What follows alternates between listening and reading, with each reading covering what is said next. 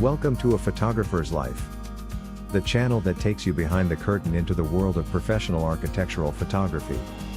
Join us now for an episode with some of America's premier architectural photographers.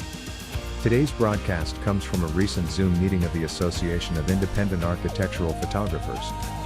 This discussion is led by AIAP Director Alan Blakely. We hope you enjoy the show. If you do, please let us know by liking this episode and subscribing to this channel. Now, on with the show.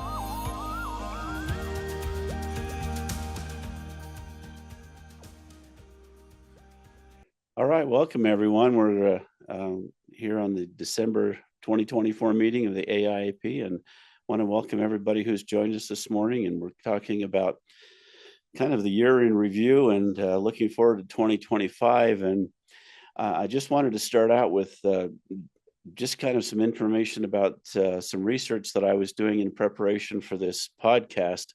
And I've come to the conclusion that there's not any statisticians out there or government agencies or financial institutions that have any idea what architectural photography is.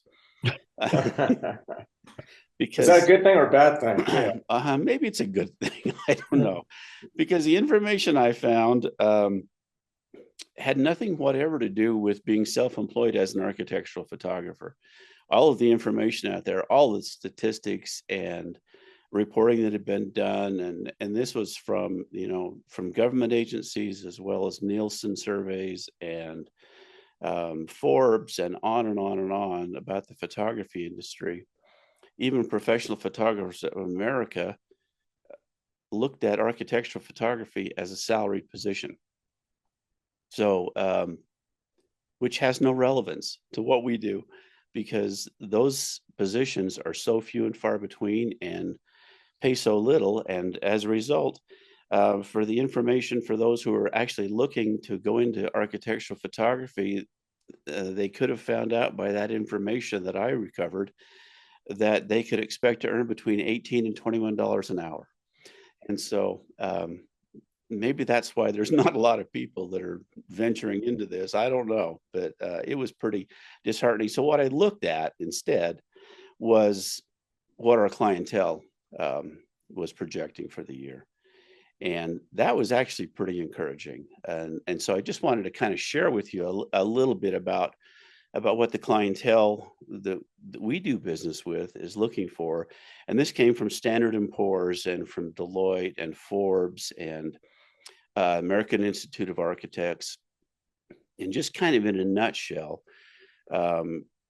everybody was projecting about an 8.5% growth for 2025, which is great. That's really encouraging. And that the most significant gains are expected to be in, this was a surprise to me, was in military projects. And I'm not sure if that's upgrading bases, if there's, part of the budget's been earmarked for that already. And the second highest was in senior living.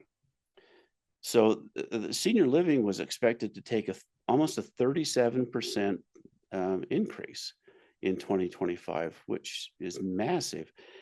Now, for me personally, senior living has been a big part of the business for quite a while. And it's not hard stuff to shoot. Generally, it's good architecture, at least for the firms that I do business with. And so that was good. Commercial architecture was a little softer at about 7%. One thing that was a nice surprise was that residential building was projected for like a 12% increase. And that's something we haven't seen for a number of years now, is an increase in residential. And for some of us, at least high-end residential, is a nice part of the business. Those are fun projects to shoot. I really enjoy those. And so,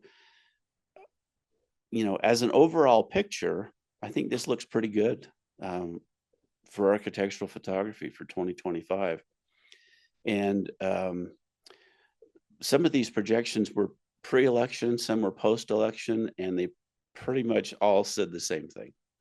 So I think that was really encouraging. So but I'm still puzzled as to the fact that there's nobody out there that really knows what we do. That's really interesting. You talk about, I remember looking, it might have been a year or two ago. I Googled architectural photographers and you get this, average salary. And you're right, Yeah. it's like $18,000 to $26,000 or something. Yeah. Which is, I mean, no one can survive on that. I mean, I don't know how anybody's doing anything, but I think we've had since like 2019, things were a little bit soft. We were, we're doing three and a half times the numbers we were doing back in 2019. So it's been really good, and it keeps going up. I think we've done about 90 projects this year. It's been a busy year for us. Yeah. Yeah. I mean, I've had, exactly, 5 or 6 really amazing years in a row. And yeah, even been really 2020, it was soft for a couple months and then it jumped right back. And so that was great. It was interesting. The Department of Labor, as far as their statistics, they looked at who was, I don't know how they got the reporting. I don't know what the sample was or how they arrived at the sample, but they were showing a lot of retirees were getting into architectural photography. I suspect that's real estate photography that they're really talking about. That's what I was going to mention, the crossover there, and that's why the fees are stated at a pretty low rate. Yeah, I think so. And let me correct myself, guys. I did 73 this year, not 90. That's still a lot. Felt like 90. I mean, by all accounts. Felt like 90, yeah. Yeah. But I was surprised at Nielsen because, in the 80s and 90s, I used to be on that Nielsen photographers panel where you'd have to report. I don't know if anybody else was in that. You got a little blue diary every month, and you had to fill out, your projects and how many exposures you made and, what the film type was. And so how many sheets of film, how many rolls of film, how many sheets of Polaroid and all this. And you did this diary and then you sent it into Nielsen. And that was back when the Photo Marketing Association was more concerned about professionals. And that was who most of the reporting was going to. That's changed dramatically. Nobody cares anymore from PMA. I don't know. Did anybody ever go to PMA, the big trade show? Yeah, I used to go to PMA. It's not the same thing anymore. In fact, it doesn't even resemble the same thing anymore. It's all about amateurs and the consumer market. But years ago, that wasn't the case. Well, that's always where the money is for the camera, at least the camera manufacturers and the lens people. Maybe not the accessories, but they, Canon and Nikon with their Legends, I think Nikon Legends, and it was pitched. It looked like it was pitched towards professionals, but the bulk of the buyers by far are amateurs and prosumer kind of things, and that's fine. I mean, cameras. It's a good camera. It's a good camera. Yeah. But it seems like early on in digital, there was kind of a push to get professionals on board. And so a lot of the features and the cameras themselves, they were competing for that professional market. And I'm wondering if maybe that was because they were going to see a trickle down. I'm not sure. I think now there's less of an offering for professionals. I know Fuji is doing a big push right now to try to keep their medium format products afloat. Maybe most of you have, I don't know if any of you or most of you have heard from Fuji just recently. They're trying to cut some deals and promote their product, but they've got some pretty decent deals going on right from the manufacturer. Yeah, there's some pretty staggering deals actually, even from the likes of Hasselblad and other medium format offerings. And then one statistic I did see, which was really kind of strange, was the fact that there are expected to be a bunch of new tilt shift lenses for mirrorless cameras introduced within the next 2 years. So Are those brand specific? those are Nikon and Canon and Sony. Well, they have to change because mirrorless just requires a different. They're going to be smaller. Yeah, yeah, The it's a lenses are different small. lens design entirely. Yeah. We've got a couple of Sony mirrorless, the newer 7R4s, and I still like my 850 and 900s better. I hate mirrorless. I don't like the Why? viewfinder. What's wrong with mirrorless? I don't like the viewfinder. There we go. There are some pretty good viewfinders out there, to be Yeah, fair. it's got a decent viewfinder. I mean, it's rated really high. I just don't care for it. There's some newer ones that actually are. I like Canon's newest, like the R1. That viewfinder is a great viewfinder. Is that what you're shooting, Ellen? I'm not. Yeah, I do okay. not have a mirrorless camera. I had a Fuji medium format system, and I couldn't you get rid of didn't. it fast enough. But and I was really, I really invested into that, but it just did not work for me. And Canon, supposedly they've got an R1X. I don't know if any of you heard about that camera. It's supposed to be 80 megapixels. And, the latest thing I heard from the rumor mill was that it was third quarter of 25 that it was going to ship. Who knows? Well, I've had people ask me, assume looking at my work that I shoot with medium format because of the kind of inherent 3D sharpness. I don't know. It's all subjective. But I think, Alan, I think you and I both shoot the 5DS DSR, right? Yeah. So there's no anti-aliasing filter in front of it. You can get those used now for about $1,000 with very little. Yeah, they're so cheap. They're spectacular files off of this thing. So, it's the anti-aliasing filter or the lack of it, excuse me, that makes it so damn sharp. Yeah. So, that's half of what the perception is of what you need. It's the files are gigantic. They're 50 megapixel. So, I think it's nice to have the bigger megapixel, but I think everybody agrees dynamic range is more important. I think so too. Yeah. And there's that 5DSR, they quit making it, but I just noticed recently that they pushed a bunch of backstock into the market, and there's some of the retailers are offering new bodies now. And they're still, I think they're under $2,000 for a new body. Okay. Yeah, they were like, or 38 or something. Like $4,500 new, and that was 10 years ago. Yeah. Yeah. So I just wanted to still go around to what the original conversation that you wanted to have today. And I was out walking the dog for a few minutes before, and just thinking about which topics on my mind coming into the new year, be my 44th year of shooting. And now it's been like this for the last, 3 or 4 years, as far as work and life balance. Okay. I've got the 5 grandkids. They're all in the area. Grandpa, why are you going to go take pictures? What's more important? This has come from my 6-year-old. And then my wife, she works, she's a flight attendant. So flies about, I don't know, 2 days a week sometimes. Anyway, so she's saying, honey, we're not getting any younger.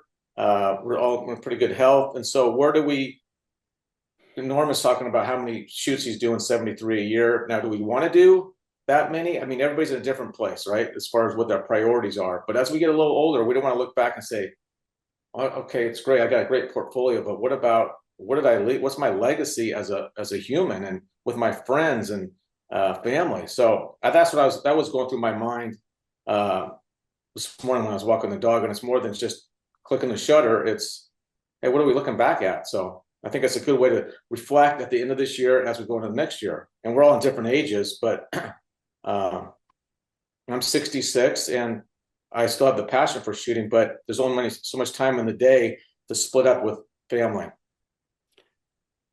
Thanks, David. Very important redirect. And I appreciate that. I'm kind of at the same place you are. We're the same age. And I feel the same way. And it's getting harder and harder to justify being busier and busier, at least for me. And there's only, at the end of the day, how much billing is enough billing and how much billing is too much billing. And I, you know, I've got some clients and in places where we've shot people of massive wealth, and one of the things that one guy said to me that really stuck with me is like, just because you can buy something doesn't mean you should.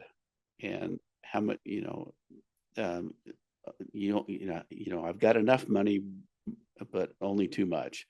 And I don't know, like quality of life. This is not an easy business. This is not a 9 to 5 by any means, and especially if you're working as an individual. And like I said at the outset, we're all self-employed generally in this business, and that's kind of a hard thing to juggle. So Yeah, I don't know. you look at us, and we're all about the same age. Darius and Douglas are probably the young guys here, but yeah, I love what I do. I still look forward. And I'm not kidding. I look every day. I look forward to going to work. I love what I do, and it's you know, and I was talking to Alan before we started. I said, the I love being swamped. I love the chaos. I love the I like the pressure. I would like to be swamped. I would like to be swamped. If anyone wants to send some work to the Midwest, that would be great. Where you located at, Douglas? I'm in St. Louis, Okay. All right. but Well, in I the like to travel. Chicago area here, I mean, there's work for everybody. There's so much work, it's ridiculous. So, Well, we're just getting back to our work-life balance, and we started. I don't know when you guys started, but I started at a young age coming out of school, and we get hungry after those years of being up and down. So you say, it's like I can never have too much work. So it's kind of in our DNA. So like Norman's saying, I get excited when people call, right, as far as a shoot. If I got to shoot this time of year, the weather's not great, so things kind of slow down, especially near the holidays. But again, based on my lifestyle and kind of sharing the time in other places or with other people, that's important. Now, I also do a lot of stock photography. So during this winter months, I kind of unplug from assignments and do stock, and then in different, maybe sunnier locations, and then build up my portfolio. Because part of my semi-retirement when I'm over 70 is a model is to do more stock. And I've been doing stock since 97. It's not what it used to be, but I still do it. So I enjoy the stock because it's kind of like fishing. You're going out, finding some new areas to shoot, seeing what's biting out there in the market. So it's a little bit like gambling, get a little adrenaline from it too. So I enjoy stock photography. I don't think I could ever just give it up. And I don't know about being fully retired and just not, shutting my business down completely. I mean, I backed off the pedal a lot, but there's still that, that thing in the back of your mind that says you were plenty busy this year. You I know, but all over the place. But you still have that thought about when you're, from when you're younger, that if I don't take this job, I'm going to be broke. You're hungry. Forget that. Yeah. I had an email exchange with Norman McGrath, who's 93, and he said, I'm 93, I'm still working. I don't think he's going out and shooting every day, but Norman, if you're watching, maybe you are, I don't know. But, why not? For me, the photography is a perfect life balance thing, in the fact that I had a long architecture career that was very intense. I loved it, but it was very intense. And I purposely went into the photography with the idea of backing off and relaxing a little. And we have a very big family, and we've lived all over the country. So I have friends and family all over the United States. And every photography job that we get, it's just me. But when I travel, my wife always goes with me, and we make a trip out of it. Wherever I get an assignment, see, I don't care that much about how much money I make for the gig. If the gig pays for the trip that my wife and I enjoy, and I come back and I break even, it's almost okay. Now, I've never not made a profit, But at the same time, I don't care how much I make because I'm gonna enjoy the free trip with my wife. Like I have one client that gives me about 10 jobs every February. It's all over the state of Florida. And we just make a loop around Florida based on where the jobs are. And I have 2 kids and 3 other family members that live all over the state. And we visit everybody and we stay at a fancy hotel somewhere and we have nice dinners and come back, and I've made good money and we've been out for a week having fun. That's how I balance it. We have the greatest job in the world. We do. We do. There's no question about it. Being And able to set your especially- schedule and I mean, it's the greatest job in the world.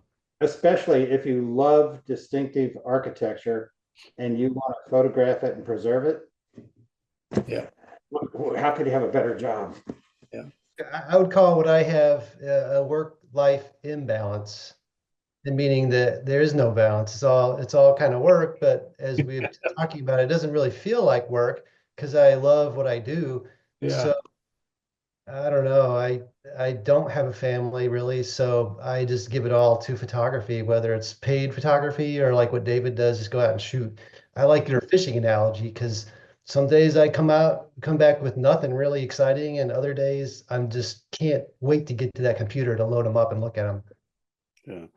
I mean, speaking to Douglas' point though about, maybe, getting more busy and where to get more busy, I think there's some real opportunities right now. And we talked about this a little bit in our last meeting about, showing up and contacting people directly. But these sectors that we talked about, the senior housing and multifamily, I mean, there's huge business to be had there. And it's just kind of a process of finding out who's doing that, either in your local area or nationally, and then going after those, make it a very targeted list about going after those particular companies. And that does work.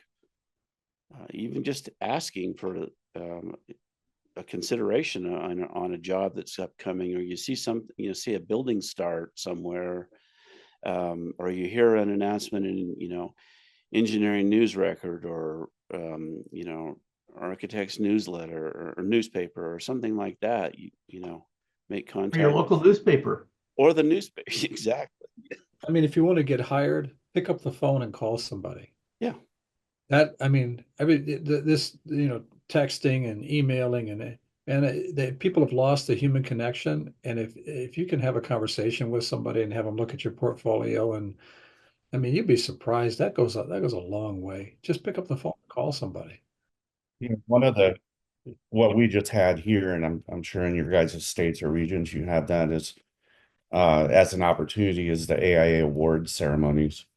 I'm an associate member, and I guess like Glenn, maybe I train and practice as an architect and then gave it up to do this. So but that's a great opportunity. I always meet people and see people that I've already done work for.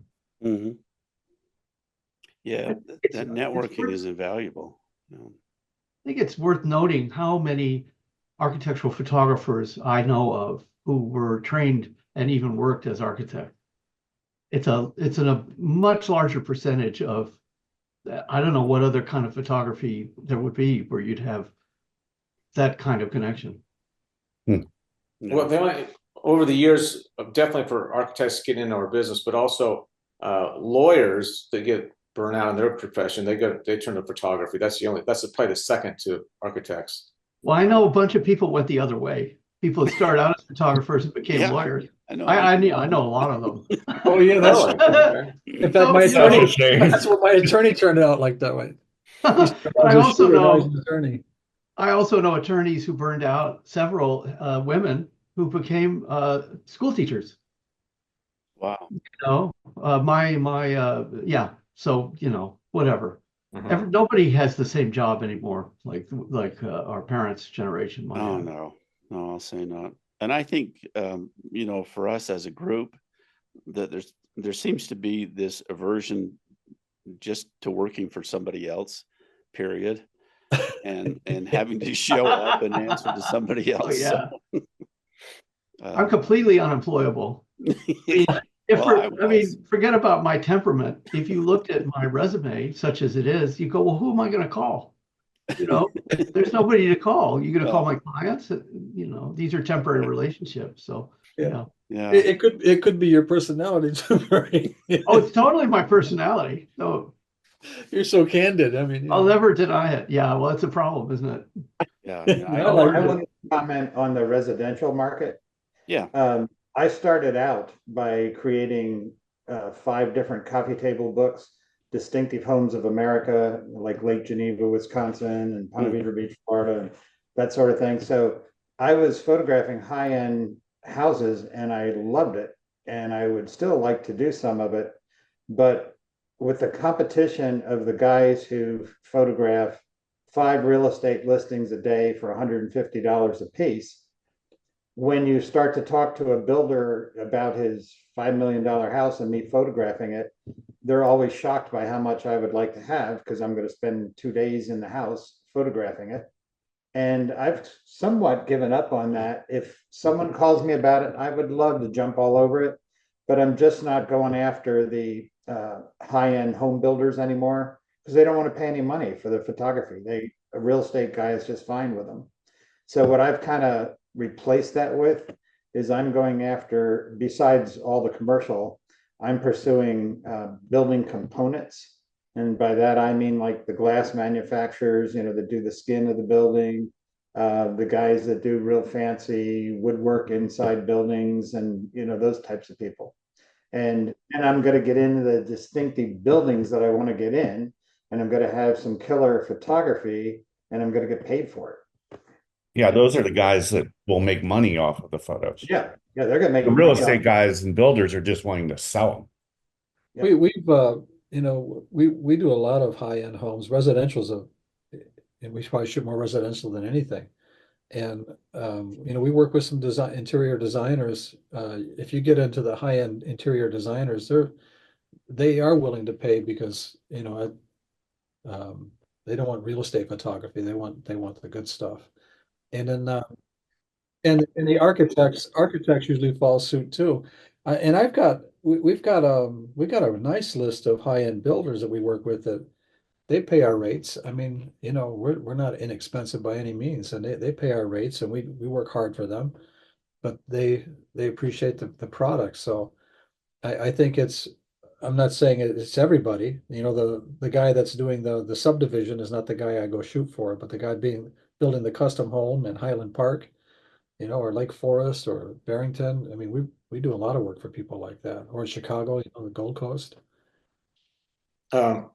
We talked about this with the real estate photography, bringing the rates very low, quick turnaround next day, and we take a long time to get our images for magazine quality. But as far as interior designers, they'll pay their rate. But you know, Norman, it depends on what market you're in. Chicago, people I agree. Portland, it's a little softer market. I go up to Seattle and shoot in Bellevue up there. But I'm so frustrated with the business model that these real estate photographers are forced to charge based on the realtors who are making tens of thousands of dollars for a sale of a house, and they're paying them $250 to $500 to shoot it. So, and that's not going to be changing anytime soon. So that's just something we have to get used to. These real estate photographers, and they're good guys. They're not bad guys. They're just young kids getting out there to make a living. But it's really sucking prices down overall. And they're also now getting into stock photography. So they know they can make pretty good money. They obviously have to get a release from the homeowner, but I've seen that flood in the market with real estate quality photos for stock photography. There's a few larger real estate photography companies too that are really bent on just kind of diluting certain markets, resort markets and things like that. I'd like to mention them by name, but I probably shouldn't. Anyways, just email me, I'll mention it. we know who they are and where they live. Yeah, we know who they are. But you know, for instance, I'm near Park City, Utah, and I live in a resort town as well, and we've got ski resorts with high-end homes. I get virtually no high-end real estate locally. And the reason is because they're using these real estate photography companies who are charging under $500 to shoot homes that are, on average between $5 and $50 million homes. Yeah. And I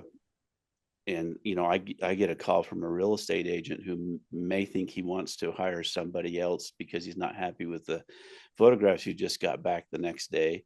And I tell him my rate, and he's just flabbergasted. Can't imagine paying that much money, even though, he's getting a 6% commission on the sale of this house.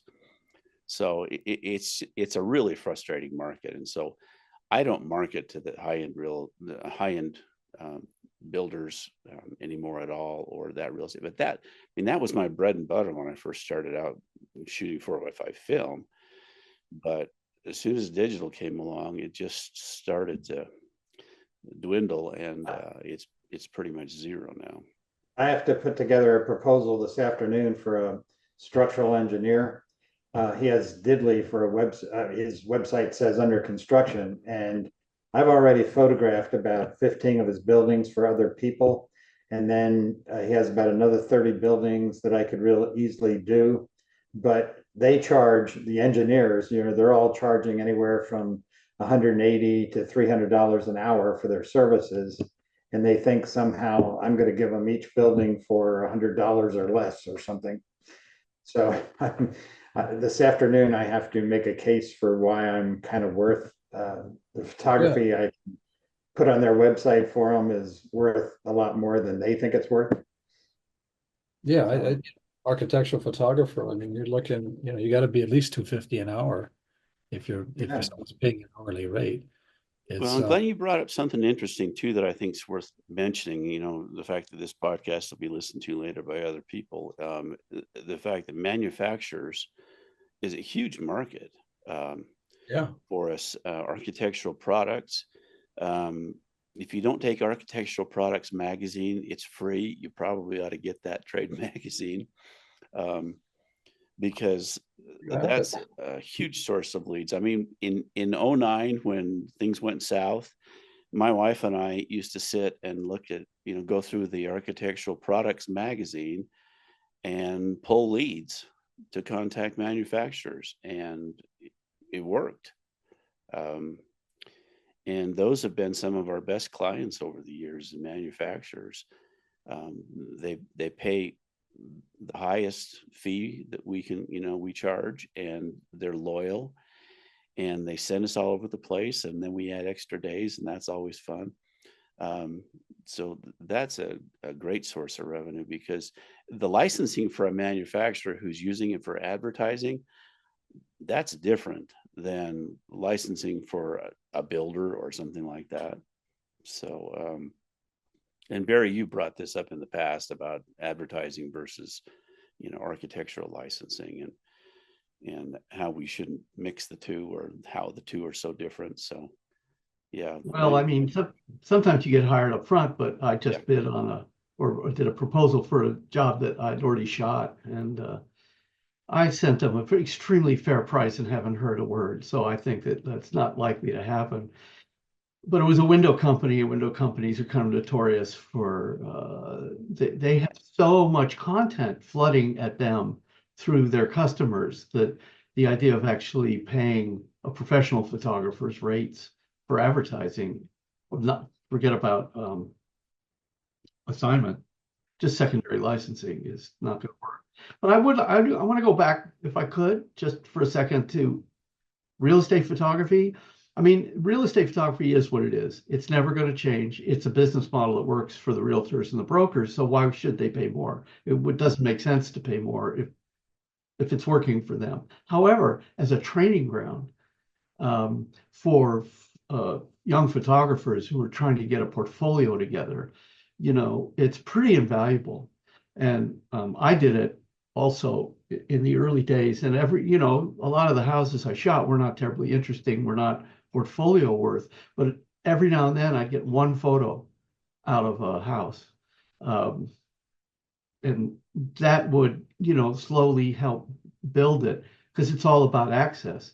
So yeah, you're supposed to be there for an hour, hour and a half, but if you take an extra 10 minutes to do a room or to do the front of a house or something like that, and you get that photo, that is a career builder.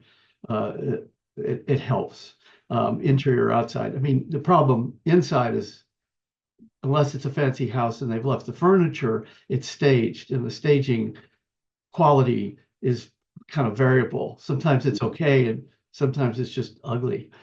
So it's a luck of the draw. But I'm thinking about this now because I have an assistant who's trying to move out of doing that. She's a wonderful. Like I got paid to shoot the Polynesian resort at Disney World for a manufacturer of a ceiling product.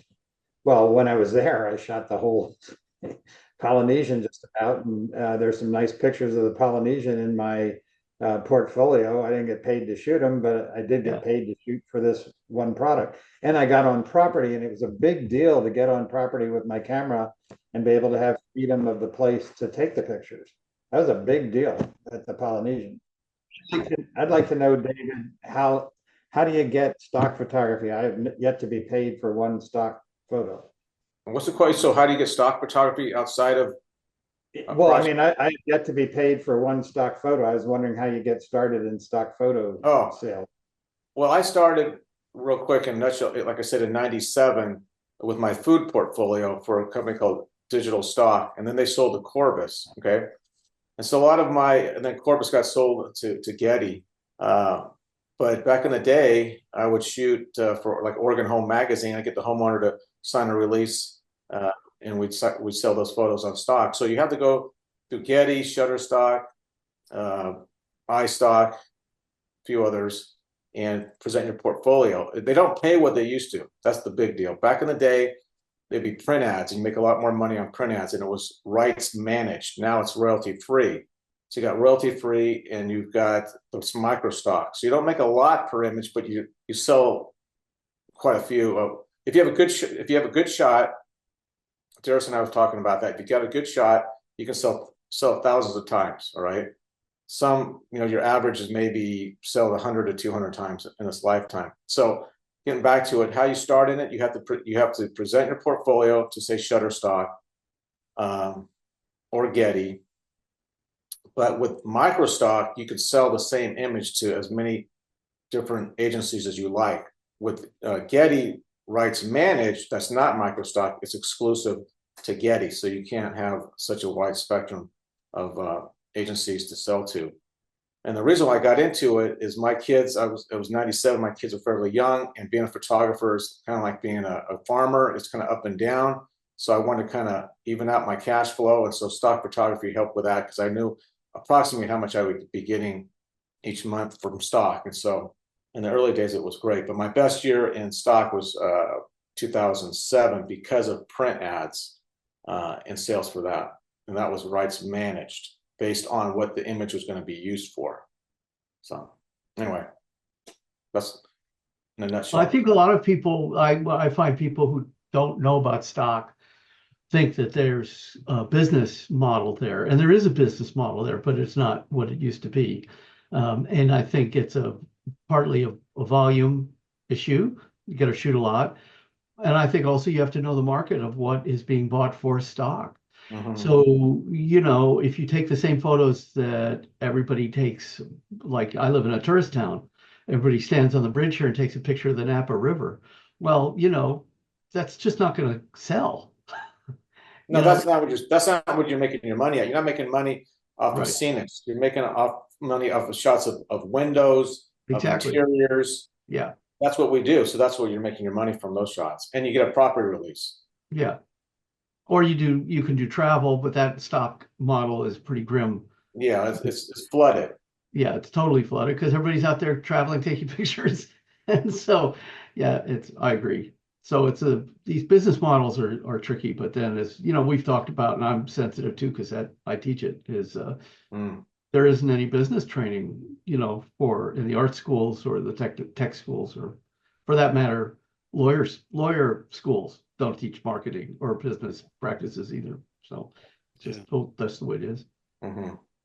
You know, Glenn, I personally use Pixie Set as a tool to sell stock, and I just have a tab on my website for new projects, and that takes the viewer to my Pixie Set site, where I have all of my projects, or not all of them, but all the recent projects, say over the last year or two, posted. And so they can go through there and then contact me and you can set it up so that they can actually make the stock purchase right there. I prefer to have them contact me personally, because I don't like having a price out there for an image when I've got somebody like Pixie negotiating prices for images for me. It doesn't work out very well. So I don't have it enabled so that somebody can actually download and make a payment right there on Pixie Set. You know, a lot of us, if the architectural gets a little slow, I mean, like I have a studio here, and we do other types of photography too. We'll do portraits and headshots, and I don't mind doing stuff like that. I mean, sometimes it can really fill the gaps if you are slow. Having offering other types of photography, or I don't think anything's objectionable about that at all. In fact, a lot of clients, corporate clients that we have, when they find out you can shoot headshots, you get that business as well. So besides the architectural. Yeah, thanks for bringing that up, Norman. That's one thing that did come out of the research I did about the photography market that I think I would probably believe in. It said that they were expecting a 40% uptick in headshot business in 2025, which is enormous. And that's something that's an easy add-on for an architectural photographer. How would you get that kind of work with an architectural, with solely an architectural portfolio? Well, you have to develop another portfolio. It's just, when I started out, I don't know how many of you guys started out shooting weddings, but we did weddings and models for years. And we had an architect in Michigan call us to shoot a gas station. And that's when I found Alan, Blakely's Photography Tips. And I emailed Alan a couple times, and he was really helpful to help us out. That's how we got started doing architectural. But just get a light kit. You could set it up in the room you're in and just start shooting some headshots. And it doesn't take much to build if you can learn the simple lighting ratios, it's easy to do a beautiful headshot. Yeah. Just marketing. And then you put it on the website. I mean, I know some architectural photographers that do all different kinds of work and don't put it on their website. I put everything I do on my website, which I believe has probably damaged my ability to be an architectural photographer, to be honest. But I have a portrait section, and there's all different kinds of portraits, including really basic, seamless headshot style. Yeah, and I think you get hired based in part on proof that you know how to do a certain kind of work. So if you just stick it on the website and it's okay, he knows how to shoot a portrait. Yeah, we'll shoot, if a model calls and they got an agent and they want us to do a portfolio for them or a comp card, bring them in. I don't have any problem with that. It's work. Work is work, and I love what we do, so it doesn't matter. So the executive or the portraits that I do for architects, most of the time is location in their studio, they're in their office. So it's a double a winner, because I'm doing the shoot, plus I'm talking to them. And like Norman says, it's all about networking. It's about FaceTime. Who do you know over the years that has sold something to you? And it's not usually on the email. It's usually on a phone call or in person. So when we do these portraits, we're there talking about more than just a portrait. So it's a win-win. It is. Yeah. You get an executive, you're going to get a nice lifestyle shoot out of it. It can really be lucrative. So and then you're in. You're into the whole company, because you'll be doing the staff, the key personnel, the marketing people. You can. It can be really, really good for you. So I don't see anything I mean, Alan, like he said, he started a whole company doing headshots once. So Yeah, I brought this up before. yeah. I started out as commercial, a general commercial photographer, mostly doing product and food photography, and then added in architecture little by little. But we did a lot of headshots in the studio, and then when I closed my last studio and was doing only architecture, I still had my lighting kit and a good portfolio of images, and I just rebranded as a different company called Salt Lake Headshots, and that just really took off, so much so that I had to sell it because it was too much of a job. But that was, I mean, we did headshots for all of our clients, and then also we would get business from companies I'd never heard of that would have us come in, and we may shoot for a day or 3 days or something like that, and we'd get to know everybody. And then inevitably a year later, somebody had left the company and called us in for headshots for the new company. So it was an amazing business model and so simple to do. It's a great supplement for any photographer. I think you can diversify for sure, but you just can't water down so much that you're trying to be all things to all people, in my mind.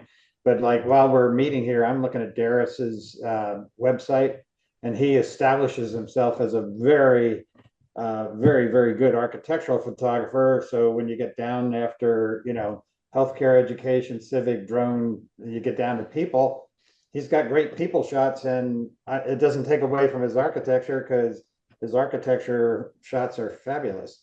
So, but if you start adding in weddings and 10 other things, then it would water it down. But I don't think, like there's a perfect case if it's not watering it down at all. We've always had a lifestyle and people section on our website, and it doesn't. I don't think it's interfered with. I think it's enhanced our ability when someone calls us because we can do more than just the architecture. So. Well, and I've gotten shots. Been getting work doing construction progress, which is I love doing. But I also, when you're shooting people, by default, you're meeting the people. I've done architecture jobs where I never met anybody, especially if they come from out of town. So there's no human interaction, and that human interaction can make a huge difference in terms of getting hired a second or third or fourth time. And with architecture, yes and no, or I think we've also had the experience if you meet the architect or the interior designer, you get started in the morning, they say they'll be there all day. And then, about 9 a.m. or so, they go, excuse me, I got to answer this text. And then they start making phone calls. And by 11, they say, you know what to do, right? I'll see you. We'll see the images when you're done, and they leave. So having that human interaction is just completely critical. Plus because they get to see you're a decent, that you have manners, you don't drool, you know how to behave. Well, I don't drool in public anyway. Speak for yourself, right? But I mean, sometimes you get hired by people and you're essentially the representative of the agency or the company or whatever it is. So if you know how to behave and you look okay and you dress well, then you're not going to embarrass the company. You reflect well back on them. And that's true even with like a communications person inside an architecture firm, that marketing person, So look into 2025. I mean, if you were to give advice to somebody up and coming about what to do or where to go, I mean, is there something that piece of advice as we get towards the end of this podcast here? Yeah, you say that's. I like how you say that. Someone is up and coming. Look at us. We're the young guys. Yeah. No, there are no young guys. I mean, they're just. I'm 60. I'll be 63. I mean, they're just. It's like I don't see any. I go into, I get a lot of work from some young guys that shoot architectural, and the client's not happy with the work, and they'll call us and they'll come and they'll pay us a second time to shoot it again. Oh, sure. And because the young guys don't want to work at it, your images, you should go to an architectural's website. It should just blow you away. I mean, that's they pay us for the perfection. And a lot of guys don't want to work that hard. They want to shoot it and hand you the disc or the card off the camera. And that's, so I want to find a young guy that wanted to do architectural because, we have some people call us and photographers and we can help them out, but I don't see a lot of young guys, Alan. I don't know if does 53 count as young? Yeah, you're a baby. Yeah, you are. I mean, I would still say I'm up and coming for the amount of work, sort of I get. There's two pretty established folks here in St. Louis, one of which is Sam Fentress. I don't know if any of you know his work, but Sam and I are friends and he does great work and he works for all the firms that I sort of get, the other work from. But yeah, I mean, I'm interested to hear any advice. I mean, the stuff about the headshots and that, especially Alan, I mean, if you said that, you saw when you were researching that's that the growth in that is significant versus the other.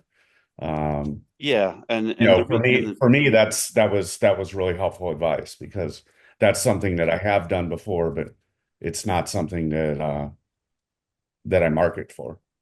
The analysis behind that was that people were going to be wanting higher quality headshots for social media and also, for whatever professional use they have, that it wasn't good enough to just have their selfie anymore. And so people are looking for a higher quality, and that's where we can really make some inroads. And just one thing that I've kind of always lived by is that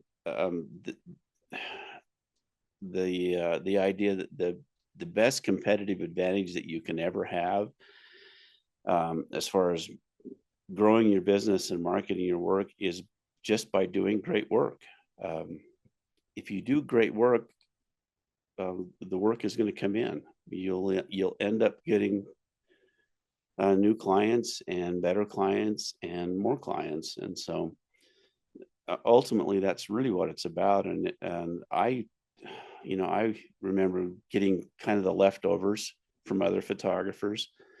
And when I first started out, and after a while I was getting the top tier jobs. And so it's just about pushing harder and working harder than the other guy most of the time to do a better job of it. And it's hard work. And like Norman said, I'm not seeing a whole lot of people headed that direction coming into it. When I first, my first couple studios, I would have the universities in my local area would contact me. They'd want to come and visit. They'd want me to talk to their students and things like that.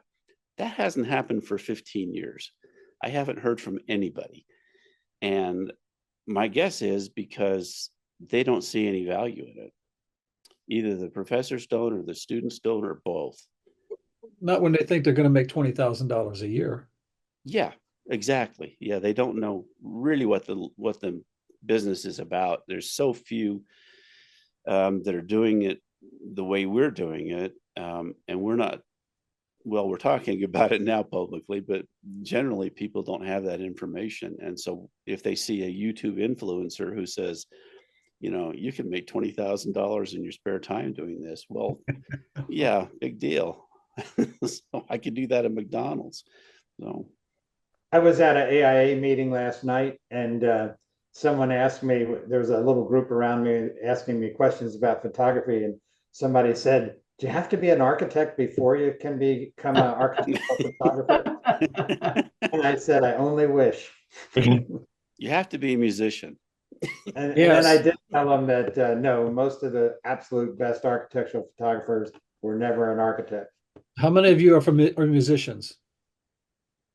Not at all. That's shocking because the creative side of you, I could see that. I know a lot of photographers, they're all musicians. Yeah. I can say generally that as far as our entire membership goes, yeah, majority have a musician background. Yeah. And one other odd thing, the majority have cats as opposed to dogs, which which is interesting too. Yeah, I like seeing Brian's cats in the background. Brian's cat has a thing about getting in camera every time we have him on, so that's always great. Well, gentlemen, it's been a pleasure chatting with you. Thank you for joining today, and thanks for all the information you've shared. This has really been helpful, and hopefully this will be helpful to those that listen. I posted that we've come up to number 68 in the top 100 photography podcasts. So I thought that was amazing. As far that's the entire world of podcasts, and so I think that's excellent.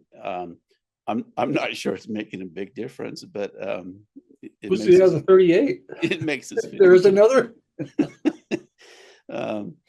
But the information, I get email regularly from people who say, I just stumbled on this podcast. This is the best information I've ever found. And so thank you for being so generous with your expertise and your thoughts and advice. We'll wrap this up here. We're going to continue to talk on the backside of this broadcast. But I want to wish everyone well and hope that you have a wonderful holiday season, and we'll see you again after the first of the year. This has been another episode of A Photographer's Life. If you've enjoyed this program, please let us know by liking this episode and subscribing to this channel. A Photographer's Life is brought to you by the Association of Independent Architectural Photographers. This episode is copyrighted and may not be used in full or in part without the written permission of the AIAP. Please join us again soon for another inside look at the world of professional architectural photography.